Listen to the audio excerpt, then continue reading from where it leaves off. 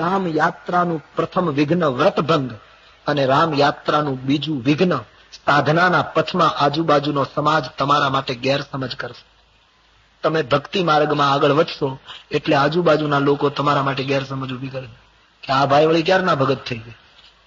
તમે થોડુંક શરૂઆત કરશો એટલે તમારે સહન બહુ કરવું પડે, નહીતર કાંઈ લેવા દેવા વગર. ઘણા માણસોની પ્રવૃત્તિ જ આવી હોય, બસ અકારણ બસ કર્યા જ કરે. કોઈની અન્નું ઘણા માણસોની પ્રકૃતિ હોય, ઉન્નતિ જોઈ જ ના શકે. તમે થોડુંક સ્મરણ વધારશો, ચિંતન વધારશો, તમે થોડા એકલા થતા જશો, તમે તમારા ભજનમાં નિરત રહેશો તો તમારો આજુબાજુનો વર્ગ ટીકા કરશે. કાલે તો કાંઈ નહોતું વળી આજથી તો આમ વળી શરૂ કરી દીધું, આવું કેટલું બોલશે. માણસની તમને નથી લાગતું કે માણસ મોટે ભાગે બીજાની ચિંતામાં ઘણી શક્તિ ખર્ચી નાખે, પોતાનું નથી કરતો. બીજો શું કરે છે ને, બીજો ક્યાં જાય છે ને, બીજો શું બોલે છે, એના ઉપર બહુ લોકો લક્ષ આપે. પોતાનું કરો. ગામડામાં તો નહીં, ઘણા શાકભાજી લઈને નીકળે તો બેઠા બેઠા વિચાર કરતા હોય આ શાકભાજી લઈને કેમ નીકળે, તો એને શાક લેવું જ નહીં. ગામડામાં આવું બહુ બને. કોઈની દુકાન બહુ સારી ચાલે ને ગામડામાં તો ઘણા લોકો ઈર્ષા કરે, આ છોકરો કાલ સવારે ચડી પહેરીને ફરતો હતો, એને પેન્ટ પહેરવું જ નહીં, એને ચડી જ પહેરે રાખવી તો જ તને ગમે. પણ બસ આવી ઈર્ષા કરે, કાલ સવારનો છોકરો ચડી પહેરીને ફરતો.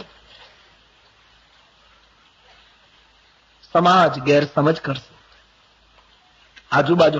અને એક વસ્તુ ચોક્કસ કે ભક્તિને માર્ગે ચડશો પછી જેટલા નજીકના હેરાન કરશે એટલા દૂરના નહીં કરે. આ નિયમ છે. આ મકર સંક્રાંતિના તહેવારો હવે આવે છે અને આપણે પતંગ ઉડાડવાનો આપણે ત્યાં રિવાજ. તમારી એવી ઈચ્છા થાય કે તમારા ધાબા ઉપર, તમારી અગાસી ઉપર ચડીને તમે પતંગ ચડાવો તો તમે ચડાવી શકો, પણ તમારી ચડેલી પતંગને કોણ કાપે? બાજુની અગાસી વાળો જ કાપે. કરમસદની પતંગ આનંદ વાળો ન કાપી શકે. કરમસદની પતંગ કરમસદ જ કાપે. આ નિયમ છે. નજીકનો માણસ જ દોર કાપશે. તમારી પતંગ આકાશમાં લહેરાશે, નહીતર આકાશ ક્યાં નાનું છે, ગમે ત્યાં ઉડાડવાની છૂટ છે, પણ કોઈની પતંગ આકાશમાં ઉડે છે ત્યારે બીજો એ નજીકનો એને એમ તમે ભક્તિ માર્ગમાં, આર્થિક બાબતમાં, કોઈ સમાજના કાર્યમાં યા તો કોઈ પણ ક્ષેત્રમાં તમારું જીવનની પતંગ આકાશ તરફ જયારે લહેરાતી હશે, તમે ઉન્નત બનશો, તમે ઊંચાઈને પામશો, ત્યારે તમારો આજુબાજુનો વર્ગ તમારા જીવનની ઉન્નતિને કાપવાની કોશિશ કરશે. આ એક નિયમ છે. આજુબાજુનો સમાજ ગેરસમજ કરે, પણ ભક્તિ પ્રબળ હશે, સત્યનિષ્ઠા પરિપક્વ હશે તો વિરોધ કરનારાઓની સેવા કરવી પડશે.